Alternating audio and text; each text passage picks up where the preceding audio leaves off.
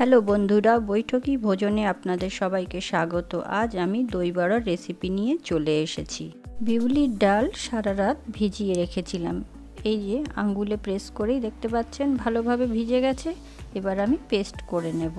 তার জন্য আমি মিক্সিং জারে নিয়ে নিলাম আর আদার টুকরো দিয়ে দিয়েছি, কয়েক টুকরো আদা দিয়ে এবার পেস্ট করে নিলাম। পেস্টটা খুব বেশি মিহি করব না ও বেশি পাতলা করব না, জলটা কমই দিয়েছি, একটু ঘন থাকবে কারণ দই বড়ার ব্যাটারটা একটু ঘনই হয়। এরপর আমি এতে মিশিয়ে নেব সামান্য হিং, মিশিয়ে নিলাম আর দিয়ে দিচ্ছি পরিমাণ মতো নুন, দিয়ে খুব ভালোভাবে আমি ফেটিয়ে নেব অন্তত 4-5 মিনিট। একই রোটেশনে এইভাবেই হাতটা দিয়ে ফেটিয়ে নেব। হাত দিয়েই ফেটালে খুব ভালো হয়। দই বড়ার বড়াগুলো খুব সুন্দর ফোলে এবং স্পঞ্জি হয়। আমরা এই জলের মধ্যে একটু দিয়ে দেখে নেব যে ব্যাটারটা ফেটানো হয়েছে কি না। যদি ভেসে ওঠে তাহলে ভাববেন ফেটানো হয়ে গেছে। এবার আমি তেল গরম করে বড়াগুলো সব ভেজে নিচ্ছি, এক এক করে দিয়ে দিচ্ছি। আপনারা চাইলে বড়ার আকারগুলো একটু চ্যাপ্টা ও বড় বড় করতে পারেন। আমি এখানে ছোট ছোট করেই নিয়েছি।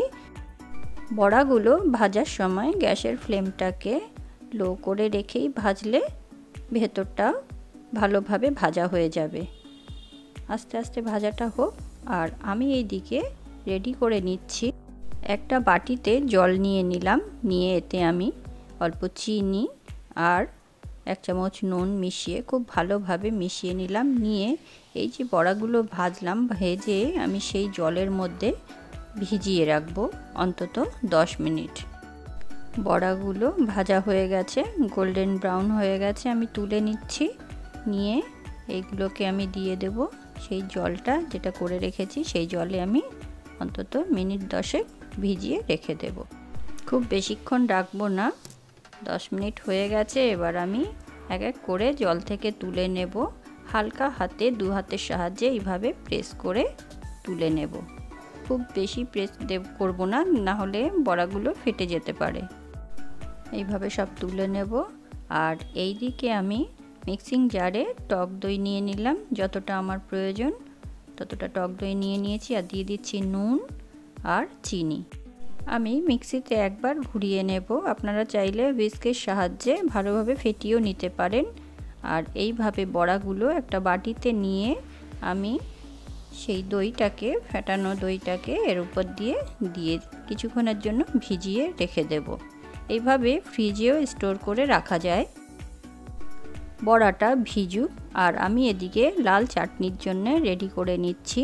তেঁতুলের পাল্প দিয়ে দিলাম আমি এখানে, আর বাটি ধুয়ে সামান্য একটু জল ব্যবহার করছি, বেশি জল দেব না।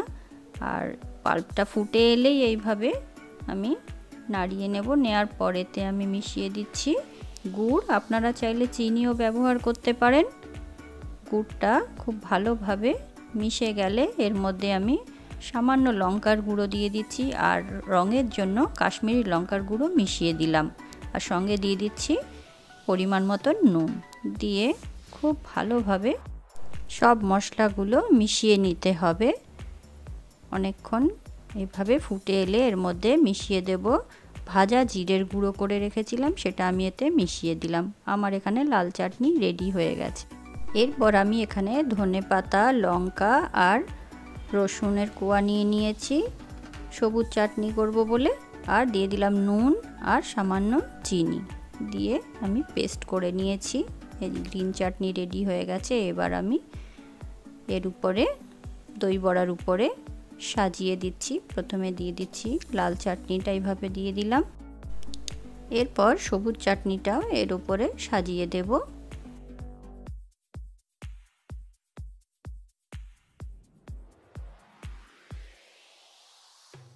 তারপর দিয়ে দেব আমি এতে সামান্য বিট নুন আর দিয়ে দেব চাট মশলা আর তার সঙ্গে দিয়ে দেব আমি ঝুরি ভাজা, আর অবশ্যই দেব হচ্ছে ভাজা জিরে গুঁড়ো। রেডি হয়ে গেছে দই বড়া। আপনারাও এইভাবে বাড়িতে তৈরি করে ফেলুন আর কেমন হয়েছে অবশ্যই কমেন্টে জানাবেন, আর ভালো লাগলে লাইক, শেয়ার আর সাবস্ক্রাইব করতে ভুলবেন না। ধন্যবাদ।